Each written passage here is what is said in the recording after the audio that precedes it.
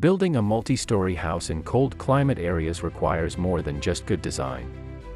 It requires smart decisions at every construction stage.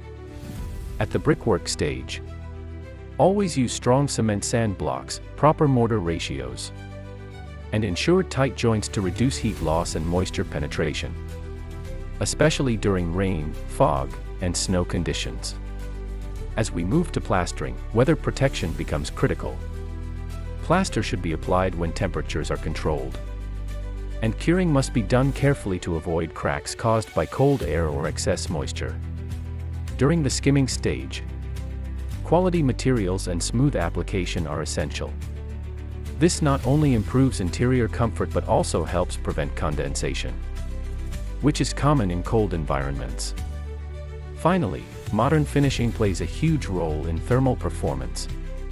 Proper insulation, high-quality windows, durable doors, and weather-resistant exterior finishes help the building remain warm, dry, and energy-efficient throughout all seasons. Whether the weather is calm, rainy, foggy, or snowy, every construction detail matters. Build smart. Build strong. Build for the climate.